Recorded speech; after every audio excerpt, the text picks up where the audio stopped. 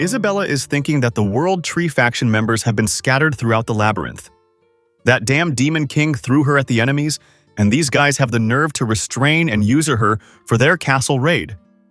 She is boiling over with humiliation and rage. In all the countless years she has lived, she never experienced anything like this. All of a sudden, she realizes that something about her memories is not making sense. Her first memory is waking up angry in the middle of a jungle. She can clearly remember that she killed all those so-called players around her that day. Maybe she is getting these thoughts because she is restrained, but she has no idea why she is always angry. Is not that a flaw for a higher being like her? The constant voice in her head is telling her to destroy and conquer. Ji-soo-yoon tells Isabella that it's time to get moving. Isabella is thinking that Ji-soo-yoon is decent for a human, but she means nothing to her, and she can kill Ji-soo-yoon with the flick of her finger if she wants to. As soon as Ji-soo-yoon brings out the remote, Isabella stops scheming, and she tells Ji-soo-yoon that she will start moving, and she knows well that she will die if she don't. Ji-soo-yoon informs her that she don't want to kill her. Isabella replies by saying that dying or letting someone take my life is my decision. I act according to my emotions. If I want to kill, then I kill, and if I want to rampage, then I will do it until I die. No one else gets to decide what she does. Ji-soo-yoon asks Isabella if she is really moving based on her will and thoughts. Isabella asks Ji-soo-yoon about what is her problem.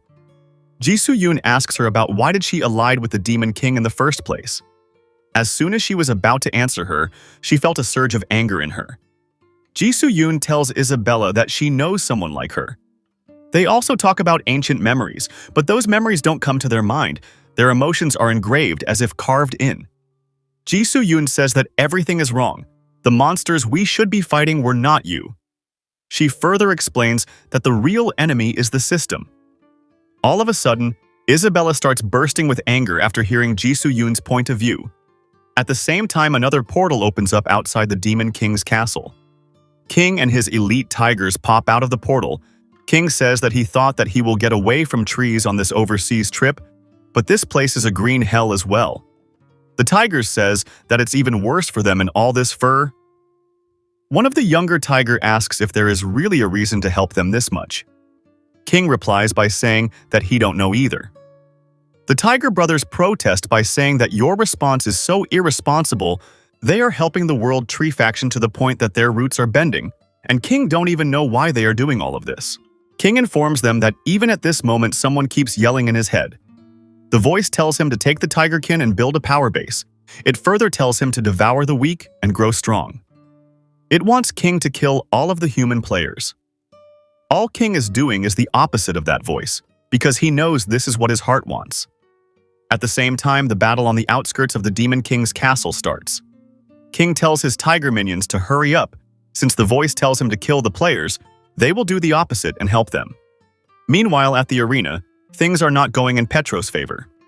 Gigantes belongs to the giant race, which was defeated in the war against the gods, and they were sealed in Tartarus. In an instant, Gigantes defeated the 3 champions of Petros. Sungwoo informs Petros that he will be taking the bones of his champions. Sungwoo says that a clown that no longer laughs is no clown at all. Petros replies by saying that I am just not in the mood to laugh right now. Sungwoo pulls up his Grim Reaper scythe. As he informs Petros that he knows well that you are just stalling for time, Sungwoo quickly chops his head off as he wants to move to the next gate right away. A notification pops up informing them that they have cleared 2 out of 7 gates. Sungwoo is thinking that Ji-soo-yoon or Hanho must have broke through the other gate. At the same time, Captain Hwang informs Sungwoo that the door just opened. Meanwhile, on the other side, Asura Hanho is blocking a lot of attacks. There is a fire trap above, poison darts on the floor, and acid is pouring from both walls. But none of these things are effective against Hanho's divine turtle, and he charges right through the traps.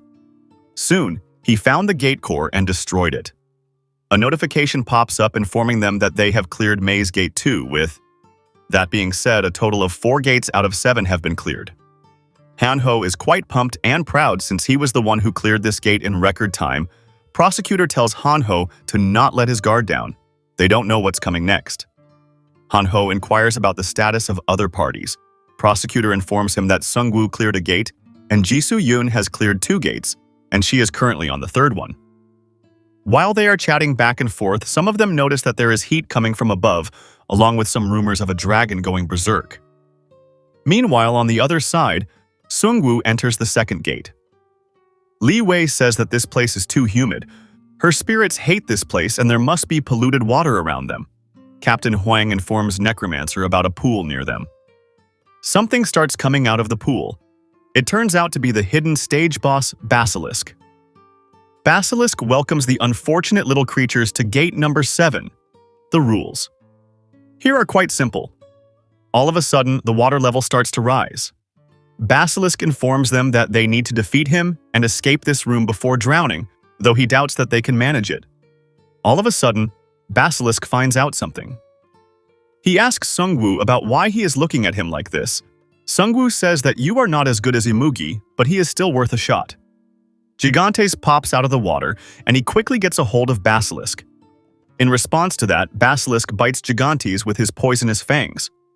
Sungwoo summons another Gigantes, as this is not an arena, so he don't need to stick with a single one.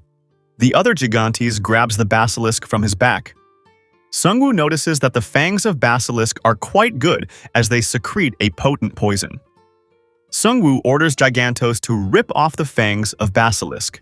After ripping the fang, Sungwoo says that Master Hurst will be pleased with this item. Sungwoo has an item called Red Dragon Bracelet. It's an item that summons Dragon Fang soldiers. After fusing the poisonous fang with this item, something good might come out. Captain Huang informs Sungwoo that they just received a message from the messenger ship outside. It turns out that the master of the house, the Demon King, came back. The demons start to swarm the airships outside the Demon King's castle.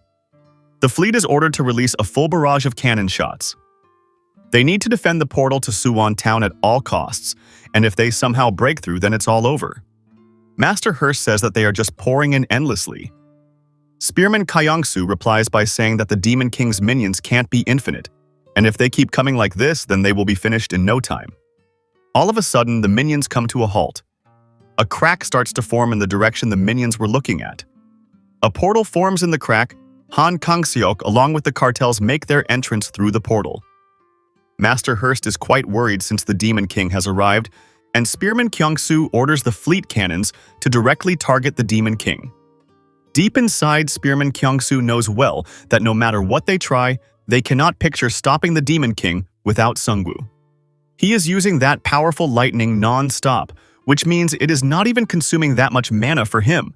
Maybe it's not even that much of a powerful skill for him.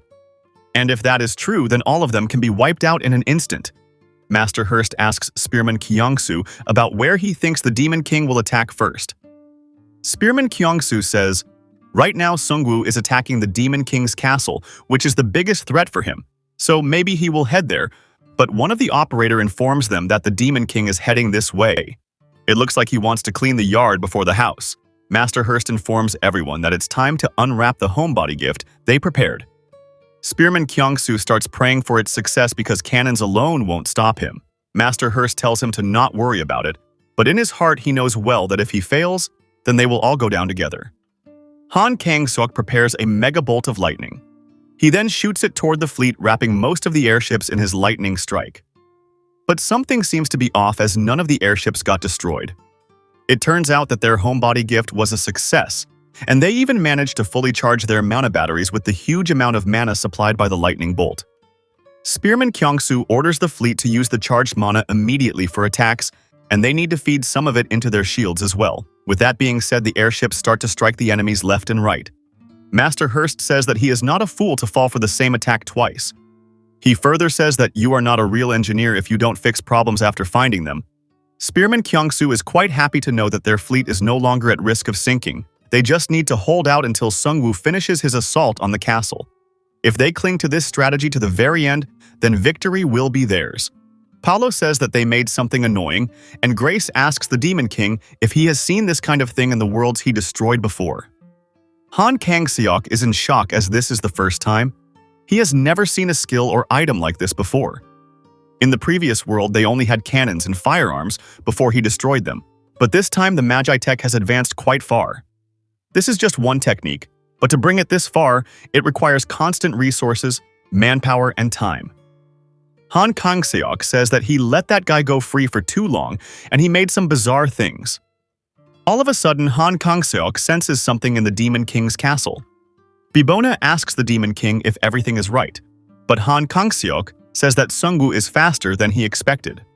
Han Kang-seok orders the cartels to split up the World Tree faction members in the Demon King's castle and finish them in one blow. At the same time, Han Kang-seok will head straight for the core. Han Kang-seok opens up a secret space in the outskirts of the castle. He then descends through the newly opened space. But inside, he can see some specters. Before he can get his thoughts together, he gets hit by a lot of demonic bombardments. Before the demonic bombardments can finish him for good, he retreats into the ground. It turns out that Sungwoo was already waiting for him with an ambush planned, but inside the Demon King's castle, there are countless paths which Kang-seok can take. But he is not fast enough to escape as a huge fist approaches him and destroys all of his cover. Han Kang-seok had no idea about the existence of gigantes, and he gets hit by them. Han Kang-seok finally comes face to face with an entourage of gigantes. The Dragon Fang soldiers head for the direct kill. Han Kang-seok roasts them with high voltage. He is thinking that there were necromancers in the previous worlds as well, but they didn't have anything like this. Sungwoo asks Han Kang-seok if he burned through a lot of mana somewhere, his power is still strong, but Sungwoo can see a hint of exhaustion in him. There must also be accumulated damage from those hits he received in the underworld. If it's now, then Sungwoo can finish him. Sungwoo pulls out his White Devourer. Han Kang-seok gets angry after watching Sungwoo. He surges with lightning as Sungwoo's minions were about to punch him. While he was busy with the minions, Righty made his way to his back. As Righty was about to strike, he gets hit by a bullet from a revolver. Sungwoo uses Twilight Assault in the area. He uses Shadow Switch to grab the hand of Han Kang-seok, as he says that you are pulling out a sub-weapon you have never used before. Han Kang-seok, you are really backed into a corner. Han Kang-seok gets angry as Sungwoo gets a hold of him. He bursts with lightning as he says that if getting fried by lightning is your wish, then let's see how long you last. Sungwoo is thinking that this is the reaction that he expected. Who can last to the end is determined by how much mana they have left. Sungwoo activates the Red Dragon Boiling Armor. With the help of the armor, he can easily withstand the high intensity of the bolts of lightning. But all of a sudden, a blue lightning starts to emit from the locket Han Kang-seok is wearing.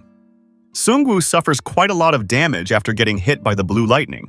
Han Kang-seok tells Necromancer to not underestimate him since he got a lot up his sleeve as well. Sungwoo replies by saying that he is not done revealing his presence yet. Sungwoo activates the Shadow King's authority. The shadows quickly grab Han Kang-seok and restrict his movement. Sungwoo gets ready to behead Han Kang-seok using the Grim Reaper Scythe. But before he can strike, Han Kang-seok's locket releases a lot of blue lightning, destroying the shadows holding him and roasting Sungwoo along with them. But later, to his surprise, he got hit by the fang of the basilisk. Sungwoo gives off a bleak smile. Sungwoo informs him that this basilisk fang bone fragment is the real gift he prepared for him.